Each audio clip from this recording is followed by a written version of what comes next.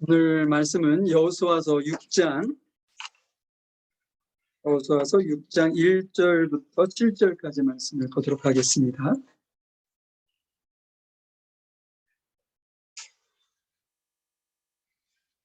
여호수아 6장 1절부터 7절까지 말씀입니다. 지난주와 동일하게 제가 읽는 건 개역 개정을 읽고요. 설교할 때는 쉬운 성경으로 하도록 하겠습니다. 여호수아 6장 1절입니다. 이스라엘 자손들로 말미암아 여리고는 굳게 닫혔고 출입하는 자가 없더라. 여호와께서 여호수아에게 이르시되 보라, 내가 여리고와 그 왕과 용사들을 내 손에 넘겨주었으니 너희 모든 군사는 그 성을 둘러 성 주위를 매일 한 번씩 돌되 엿새 동안 그리하라. 제사장 7은 7 양각 나팔을 잡고 언약궤 앞에서 나아갈 것이요 7째 날에는 그 성을 7번 돌며 그 제사장들은 나팔을 불 것이며 제사장들이 양각 나팔을 길게 불어 그 나팔 소리가 너희에게 들릴 때에는 백성은 다 큰 소리로 외쳐 부를 것이라. 그리하면 그 성벽이 무너져 내리니 백성은 각기 앞으로 올라갈지니라 하시며 눈의 아들 여호수아가 제사장들을 불러 그들에게 이르되 너희는 언약궤를 메고 제사장 7 양각 나팔 7을 잡고 여호와의 궤 앞에 나아가라 하고 또 백성에게 이르되 나가서 그 성을 돌되 무장한 자들이 여호와의 궤 앞에 나아갈지니라 하니라. 아멘. 지난 시간에 여호수아 24장 말씀을 저희들이 보았죠. 여호수아가 마지막 유언을 이스라엘 백성들에게 남기시는데 마지막 유언의 그 내용이 23장, 24장인데 그 24장을 얘기할 때 여호수아가 과거의 사실을 이렇게 다시 소환해서 백성들에게 상기시켰다는 말씀을 드렸었죠. 그 말씀을 다 마친 다음에 그 여호수아가 그 백성들에게 뭐라고 얘기하셨냐면 이 모든 일을 누가 했다? 하나님이 하셨다. 그럼 그 모든 것이 다 주님의 은혜였다 라는 말씀을 여호수아가 했어요. 오늘 제가 제목을 주가 일하시게 하라 라는 제목을 잡았어요. 여러분들이 혹시나 조금 오해하실 수도 있는데 우리가 하나님을 일하시게도 하고 일 못하시게도 하고 그런 의미는 아니고 다른 말로 표현을 한다면 주께서 우리를 도우신다는 말씀을 여러분들과 좀 말씀을 나누어 보려고 합니다. 자, 오늘 1절 말씀부터 한 절씩 우리가 보면서 말씀을 한번 확인해 보도록 하죠. 하나님께서 우리를 어떻게 이끌어 가시고 돕고 계시고 또 일하고 계시는지 말이죠. 1절 말씀입니다. 쉬운 성경이에요. 여리고성 사람들은 이스라엘 자손들을 두려워하여 성문을 굳게 닫아 걸었습니다. 아무도 성 안으로 드나들지 못했습니다. 여러분, 그 여리고 백성들이 이스라엘 백성들을 지금 여기 보니까는 두려워했다 이렇게 말씀하고 있어요. 근데 한편으로는 이해가 잘 되지 않아요. 이제 상황이나 여러 가지를 보았을 때 그 정황상 그들이 이스라엘을 두려워할 이유가 전혀 없거든요. 왜냐하면 그들은 유대인들보다 더 강한 군대를 가지고 있었어요. 여러분들 기억하시나요? 12정탐꾼을 보냈는데 12정탐꾼이 돌아와서 뭐라고 했나요? 우리는 가나안 민족에 비하면 메뚜기만 하나. 그 얘기가 뭐예요? 가나안 민족들이 우리보다 훨씬 더 강하다는 표현을 한 거 아니겠어요? 그러니까 지금 여리고 군대가 이스라엘 군대보다 훨씬 더 강한 군대를 그들은 가지고 있다고요. 또한 전쟁에서 가장 중요한 게 뭡니까? 식량과 물이잖아요. 그런데 자기들은 성 안에 있으니까 식량을 비축해 놨을 거 아니겠어요? 그리고 여리고에는 오아시스가 있었다고 합니다. 여리고가 아주 교통의 요충지거든요. 그래서 사람들이 많이 모이고 그곳에 온 사람들이 돈을 많이 써야 되는 곳이에요. 그러니까 거기는 물도 풍족하고요. 물질이나 식량도 풍족한 곳이었단 말이죠. 그리고 또 한 가지 아주 중요한 그들의 장점이 있었는데 그것이 뭐냐면 웬만한 군대가 와서는 무너뜨리지 못할 만큼 견고한 성을 가지고 있었다는 거예요. 우리 고고학자들이 발굴해서 그 당시에 성을 어떻게 졌는지를 대략적으로 이렇게 책이나 이런 곳에 기고한 것들이 있어요. 제가 사진을 몇 장 준비해 왔는데요.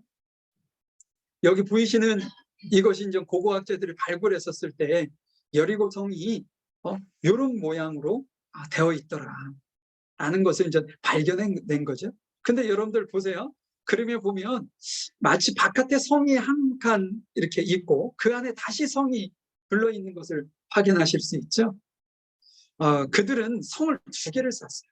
바깥에 쌓았고 그 안에 조금 안으로 들여서 또 하나의 성을 더 높게 쌓아서 웬만한 군사들이 와서는 성을 무너뜨리지 못하게 만들었다는 거죠. 고고학자들이 발굴을 해보니 성을 이렇게 지었다고 합니다. 다음 사진을 한번 볼까요?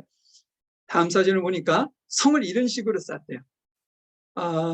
그 밑에는 돌로 이렇게 쌓고요. 그 위에는 다시 성벽을 이렇게 올리는데 5m, 7m 정도로. 이 높이를 어떻게 알 수 있느냐? 고고학자들이 발굴을 해보니까 모든 덩이는 웬만하면 다 무너졌는데 일부분만 존재하더라는 거예요. 근데 이제 그 성서 고고학자들은 그것이 라합의 집이었다라고 주장을 해요. 왜냐하면 하나님께서 라합의 집은 무너뜨리지 않았었잖아요. 그러니까 그 부분이 라합의 집이었을 것이다. 이렇게 이제 추측은 하지만 뭘로 이렇게 증명해낼 수는 없는데, 하여간 거기를 발굴하다 보니까 옹벽을 5m 쌓고 그 위에 다시 7m를 성벽을 올렸더라. 근데 아까 제가 2개의 성벽을 쌓았다고 그랬잖아요. 그 성벽과 성벽은 어떻게 지형을 만들어 놨냐면 한 35도 각도를 두었다는 거예요. 그 평지에서도 성벽을 하나 넘고 그 다음 성벽을 넘으려고 해도 사다리를 놓는다든지 막 이랬을 때 얼마나 힘들겠어요. 근데 35도 각도를 넣었으니 얼마나 미끄럽고 올라가기 힘들었겠어요. 그러니까 더 힘들게 만들기 위해서 제방을 그렇게 싸고 그 후에 다시 성벽을 높게 올리는 구조로 되어 있었다는 거죠. 이렇게 성벽을 2개를 쌓았으니 웬만하면 이 성벽을 무너뜨리기가 쉽지 않았을 것이라는 추측이 가능한 것이죠. 근데 여러분, 이렇게 자신들의 훨씬 더 유리한 상황에 있는 그 여리고 사람들이 어떻게 했다고요? 두려움에 떨었다고요. 그래서 조금 이해는 되지 않죠. 여리고 백성들은요, 두려움에 떨었기 때문에 어떻게 했냐면 성문을 굳게 닫았어요. 그리고 한 사람도 성문 안과 밖을 출입하지 못하도록 2개의 성문을 굳게 걸어 잠그고 그 안에 모여 있는 것이죠. 이스라엘 백성들이 어떻게 하나 그 성 정상에서 그들을 관찰하고 있었겠죠. 그들에게는 아주 좋은 전술이었어요. 왜냐? 시간이 이렇게 길어지면 길어질수록 이스라엘 백성들에게는 취약한 점이 있잖아요. 자신들에게는 유리하군요. 왜냐? 가나안의 부족들이 이스라엘 백성들이 쳐들어왔다라는 소식을 접한 다음에 그들이 어떻게 하겠어요? 준비하겠죠. 그리고 혼자가 아니라 부족끼리 연합을 할 거랍니다. 연합을 해서 그들을 대응하면 이스라엘 백성들은 더욱더 곤경에 처하게 되어 있기 때문에 지금 여리고 백성들이 나오지 않고 그 안에서 빗장을 걸어 잠그고 시간을 벌려고 하는 것은 아주 좋은 효과적인 전술이었을 것이다 라는 거죠. 이스라엘 백성들이 그냥 지나갈 수도 없고 그렇다고 싸우자니 너무 많은 피해를 입을 것이 자명하다 보니 이스라엘 백성들에게는 고민이 충분히 되었을 것입니다. 여러분, 제가 이렇게 장황하게 여러분에게 설명을 드린 이유가 있어요. 이렇게 모든 면에서 그 여리고 백성들이 훨씬 더 유리하고 좋은 조건에 있었는데 그들이 왜 두려워했을까? 이스라엘 백성들을 왜 두려워했을까? 그 문제. 오늘 그 여호수아 6장의 말씀의 시작은요, 2장부터 시작이 됩니다. 너무 많은 이야기이기 때문에 제가 읽지 않았는데요. 여러분들은 다 아실 거예요. 다음 한 장을 더 보여드릴게요. 그 여리고가 어디 있냐면, 여러분들 보세요. 지난번에 제가 모압 평지에서 모세가 여호수아에게 후계자로 세웠다 이렇게 말씀했잖아요. 우리가 그림으로 봤었을 때 요단강 동쪽이 모압 평지입니다. 그러니까 모압 평지에서 여호수아가 다시 후계자가 된 이후에 이스라엘 60만 대군을 이끌고 어디를 넘어요? 요단강을 넘죠. 그것도 이제 하나님께서 기적을 베푸셔서 그것을 안전하게 넘게 만드는데, 그 다음에 첫 번째 부딪히는 곳이 어디냐면 여리고 성이었습니다. 그 어떻게 보면 이스라엘 백성들에게는 여리고의 관문이고 출입구였던 것이죠. 그래서 그냥 지나갈 수도 없고, 또한 그냥 무시하고 또한 싸움을 하든 본인들에게는 아주 큰 어떤 걸림돌이 되었던 것이 여리고 성이었다는 거죠. 거기에서 여호수아는요, 여리고에 2명의 정탐꾼을 보냅니다.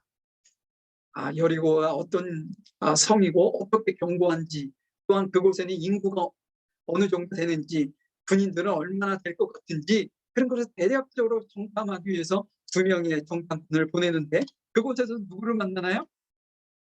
기생 라합을 만나게 되죠. 기생 라합의 집에 들어갔고 군인들에게 들켰단 말이죠. 그런데 라합이 목숨을 걸고 그 정탐꾼 2사람을 구해주게 됩니다. 구해준 다음에 그가 한 고백이 이스라엘 백성들을 왜 그들이 두려워했는지를 분명하게 우리에게 말씀하고 있어요. 9절 말씀, 2장 9절 말씀을 한번 보도록 하겠습니다.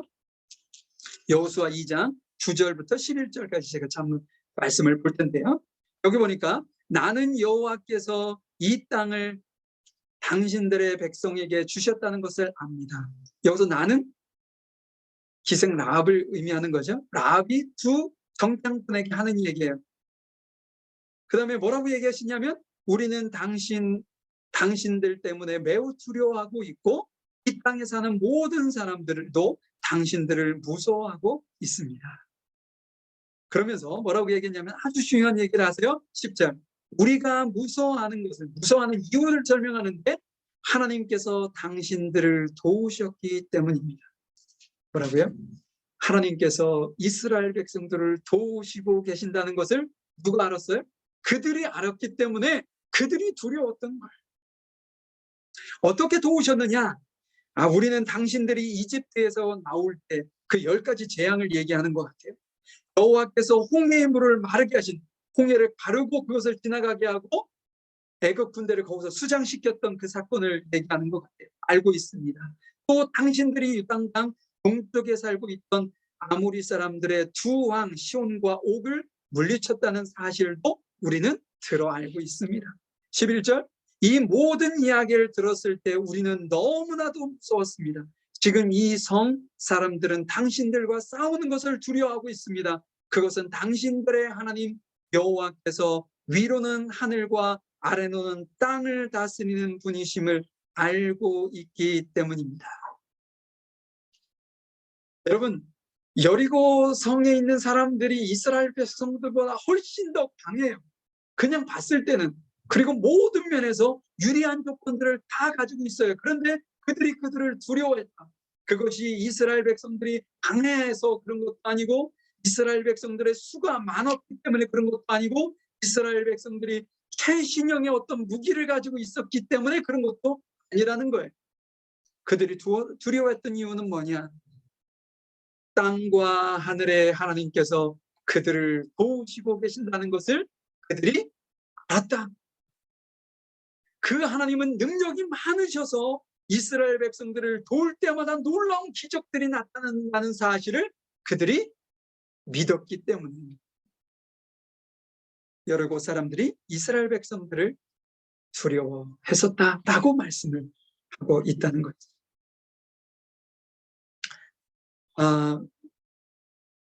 하나님께서 이스라엘 백성들의 어떤 상황을 보았을 때 이스라엘 백성들에게 여리고는요, 큰 문제, 그들에게 해결해야 될 아주 큰 문제였습니다.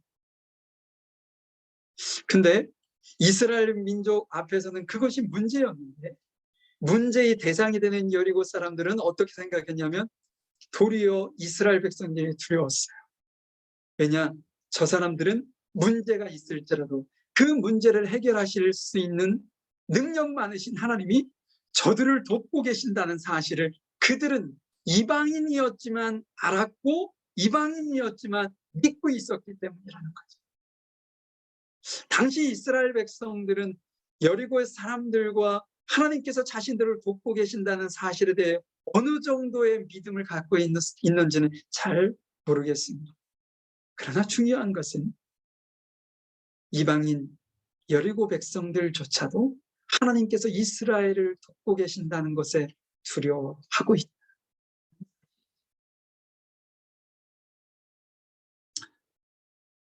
여호수아는 이 이야기를 들었을 때 어떤 마음을 가졌을까? 여호와 하나님께서 이끌어 가신다는 것을 알고 두려움과 어떤 긴장이 컸잖아요. 그때 여호수아 1장에 하나님께서 두려워하지 마. 모세가 행했던 것처럼 하나님의 말씀을 지킨다면 내가 너와 함께 할 거야. 이 약속의 말씀을 주시고 선물이 있는 전쟁이었기 때문에 그렇다는 거예요. 자, 2절 말씀을 한번 보도록 하죠. 하나님께서 여호수아에게 뭐라고 말씀하시는지, 그때 여호와께서 여호수아에게 말씀하셨습니다. 보아라, 내가 여리고를 너희에게 주겠다. 여리고의 왕과 그 모든 군인들을 너에게 줄 것이니. 여러분, 조금 전에 라합의 입을 통해 고백되어졌던 그 고백이 지금 하나님의 말씀을 통해 다시 한번 확인시켜주는 내용이에요. 이방인이 하나님께서 우리를 이스라엘 백성들에게 줄 것이라는 어떤 자신들에게 불리한 상황임에도 불구하고 그걸 믿었어요. 그리고 그것을 고백했죠. 근데 하나님께서 그것을 재차 여호수아에게 확증시켜주기 위해 말씀하고 있습니다. 이스라엘 백성들은 혹 깨닫지 못할 수도 있어요. 이스라엘 백성들은 혹 믿지 않을 수도, 믿지 못할 수도 있습니다. 그러나 하나님께서는 그 순간에도 하나님의 약속을 지키기 위해서, 자신의 백성들을 지키고 돌보기 위해서 그 순간에도 변함없이 일하고 계신다. 다시 표현한다면 하나님이 그들을 돕고 계신다라는 사실입니다. 여러분들은 얼마나 믿고 의지하고 사시나요? 만물을 창조하시고 모든 것을 있게도 하시고 없게도 하실 수 있는 세상에서 유일한 하나님이신 그 하나님이 우리 아버지시잖아요. 그 아버지께서 나를 돕고 계시고 나를 위해서 지금도 일을 하고 계신다는 사실을 여러분들은 어느 정도 확신과 믿음을 가지고 계시나요? 어느 때는 안개 속을 걷는 것처럼 느껴지기도 하지요. 어느 때는 세상에 나 혼자뿐인 것처럼 외로움이 우리를 엄습하기도 합니다. 근데 여러분, 한순간도 하나님은 그 시간, 내가 힘들고 어려워서 눈물을 흘리고 막 실망하고 낙심하려고 하고 외로워서 어떻게 할 줄을 몰라 할 그 순간에도 하나님께서는 한순간도 우리에게 눈을 떼신 적이 없으시다. 그리고 하나님께서는 우리를 그 순간에도 그분의 방법으로 우리를 돕고 계셨다는 사실을 여러분들이 꼭 확신하실 수 있기를 소망해 봅니다. 자, 하나님께서는 그러면 여리고 성을 어떻게 정복하시려고 준비하고 계셨을까? 한번 보도록 하죠. 3절입니다. 뭐라고 얘기하시냐면 하루에 한 번씩 여리고 성을 너희의 군대와 함께 행군하여 돌아. 그 일을 6일 동안 하여라. 한 바퀴씩 여리고 성을 도로라는 건데 여리고성을 한 바퀴 군인들의 발걸음으로 도는데 1시간 반 내지 2시간 정도 걸린다고 하네요. 그 거리를 하루에 한 번씩 6일 동안 걸으라는 거예요. 그리고 4절 보니까 제사장 7명에게 순양의 뿔로 만든 나팔을 가지고 언약궤 앞에서 행군하라고 말하여라. 7일째 되는 날에는 성을 7바퀴 돌며 제사장들에게 나팔을 불라고 말하여라. 6날까지는 한 바퀴씩 돌더니 7일째 돼서는 조금 바뀐 것이 뭐냐면 7바퀴를 돌라는 거예요. 7바퀴. 그리고 7바퀴를 다 돈 후에 어떻게 하는지 보죠. 5절입니다. 제사장들이 한 번 길게 나팔을 불면 백성들에게 나팔 소리를 듣고 크게 고함을 치라고 말하여라. 그리하면 여리고의 성벽이 무너질 것이요 그때 백성들은 곧장 앞으로 쳐 들어가거라. 여러분들, 하나님의 이 작전, 전술이 어떻게 느껴지시나요? 조금 황당하지 않으세요? 전쟁을 한다는데 6일 동안 한 바퀴씩, 그것도 아무 소리도 내지 아니하고 한 바퀴씩 돌고 7일째는 7바퀴를 돌고 긴 나팔을 길게 부르면 함성을 들 때 경고했던 성, 저희가 살펴보았던 그렇게 지었던 견고한 성이 무너지고 그들에게 쳐들어가서 승리를 얻게 할 것이다. 황당한, 어떻게 보면 작전인데 그를 이용하지 않고 여리고를 정복할 수 있다는 말씀을 여호수아에게 지금 말씀하는 있는 것이죠. 이스라엘 백성들도 조금 황당할 수 있는데 여리고 백성들은 어땠을까요?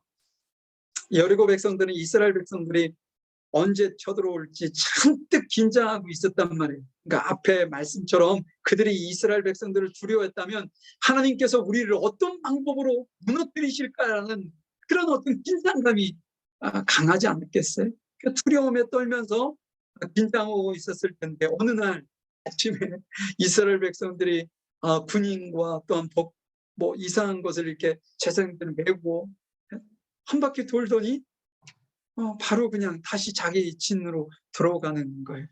이제는 쳐들어올까 했는데 말이지. 그 다음 날도 이제 쳐들어오는 것이다 라고 생각을 하고 있는데 한 바퀴 돌더니 다시 자기 진영으로 돌아가는 거죠. 이것을 보면서 얼마나 그들도 황당했겠어요. 이 뭐 전쟁을 하자는 거야, 말자는 거야. 지금 뭐 하고 있는 거지? 무슨 꿈꾸기야? 막 이렇게 생각을 하지 않았겠어요? 이성적으로 봤을 때는 이것처럼 황당한 일이 없습니다.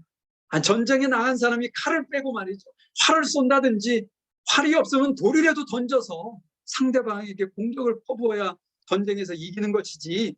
무슨 그들 성을, 그 견고한 성을 한 바퀴 한 바퀴 매번 돌기만 해서 어떻게 이길 수 있겠어요? 라고 생각할 수도 있지 않겠어요? 이성적으로 보면 그것이 정당한 어떤 판단이고 생각일 겁니다. 그러면 이 작전을 들은 여호수아는 어떻게 생각했을까? 이게 좀 궁금하지 않으세요? 자, 6절, 7절 말씀입니다. 여호수아가 그 이야기를 다 듣습니다. 그러고 난 다음에 여호수아가 어떻게 하냐면 그리하여 눈의 아들 여호수아는 제사장들을 불러 모아 말했습니다. 여호와의 언약궤를 나르시오. 제사장 7명은 나팔을 들고 그 언약궤 앞에서 행군하시오. 그리고 여호수아는 백성들에게 명령했습니다. 자, 가시오. 성 둘레를 도시오. 무기를 든 군인들은 여호와의 궤 앞에 행군하시오.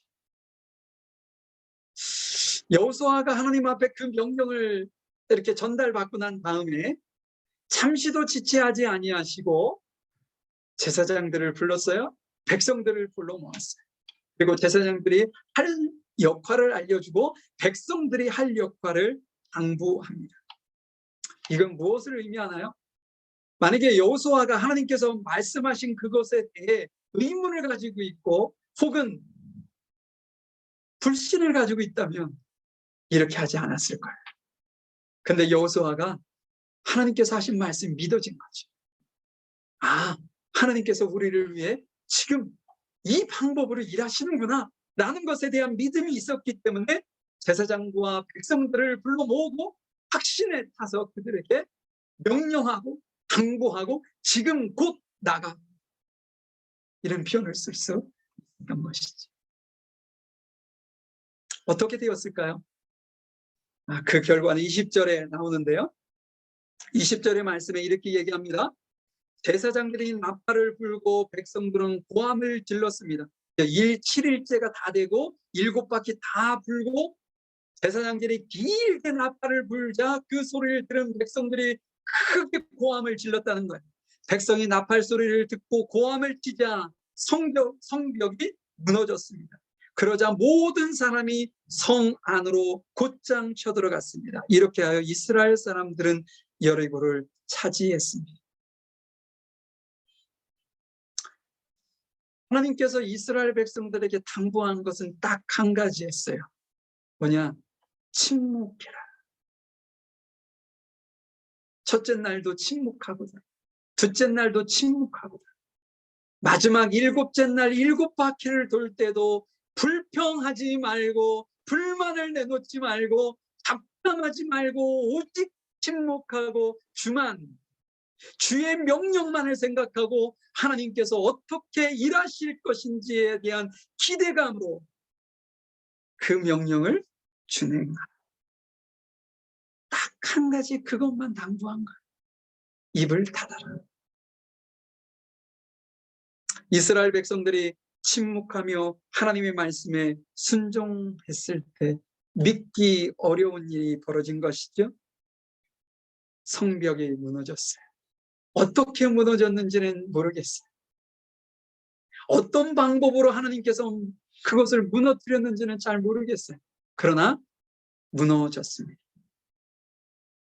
누가 하신 일인가요? 하나님이 하신 일이죠. 하나님이.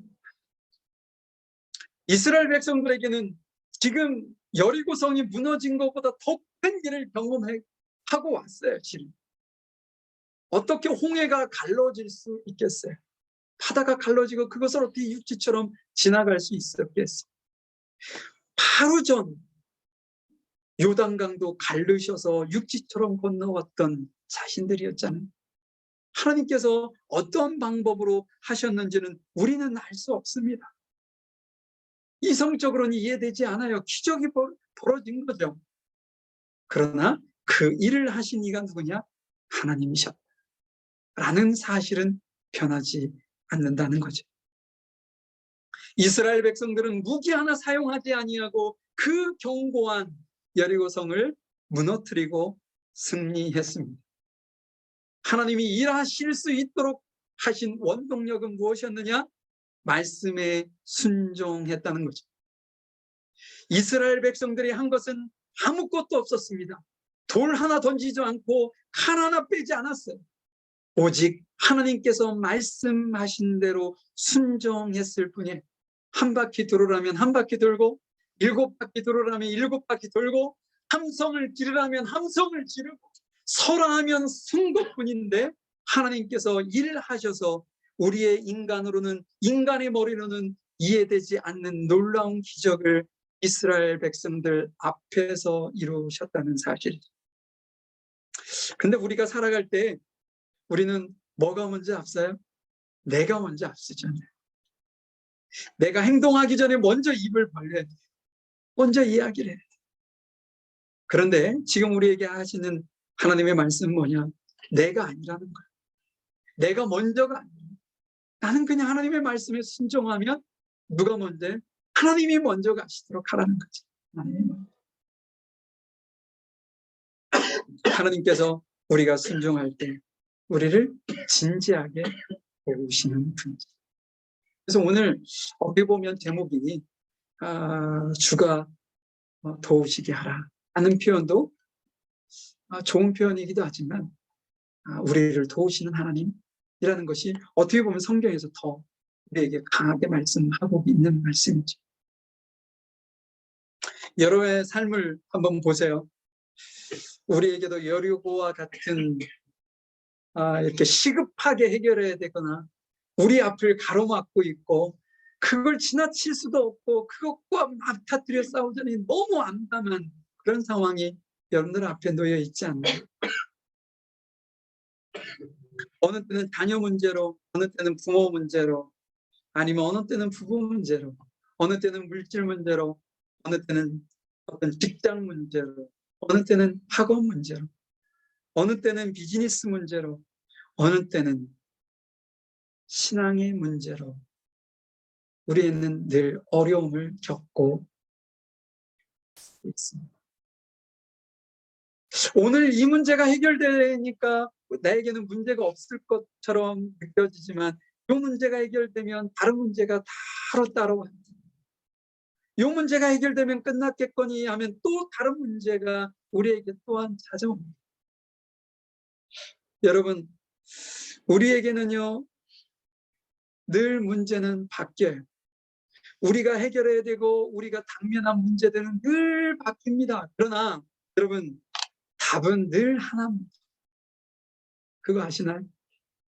우리에게 갖가지 문제로 우리에게 다가는 오지만 그것이 늘 바뀌어서 힘들고 어렵고 좌절하고 싶고 막 낙심하고 싶지만 여러분, 그 문제의 답, 해결 답은 늘 하나라는 사실을 여러분들 기억하셔야 합니다. 그 답의 오직 하나는 뭐냐? 하나님 말씀. 여러분들이 말씀 앞에 여러분들이 이해되지 아니하고 도저히 그것을 받아들일 수 없는 그런 어떤 상황에 있을지라도 여러분, 하나님의 말씀이 주시는 그 가치를 붙잡으십시오. 내게 손해가 조금 보이는 듯 보여도 말씀이 하시는 그 말씀에 순종함으로 그 말씀을 붙드십시오. 그러면 하나님께서 일하십니다. 우리가 상상하지 못하는 놀라운 답변을 누가 준비하고 계세요? 그분이 준비하고 계신다는 사실입니다.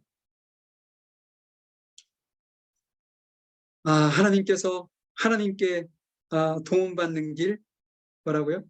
말씀에 순종하면 된다. 나는 그냥 말씀에 순종했더니 하나님께서 하셨다.